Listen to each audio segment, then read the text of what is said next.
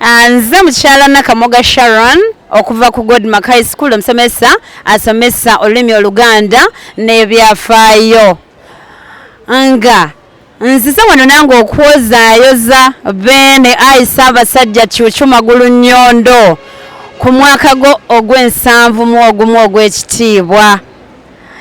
Aisha abasajja tukusabira buwangaazi fenga Godmark High School somero erituukiridde eririna buli kye weetaaga erisomesa buli kye wandyagadde eby'emikono eby'omu mutwe n'ebiringa ebyo. Ebifo tubirina okuva mu siniya esooka paka ku y'omukaaga. Kale abazadde baffe tusaba abaana mu batwongere tubakolemu omulimu nammwe gwe mwandisiimye. Aisha abasajja Kabaka owangaale.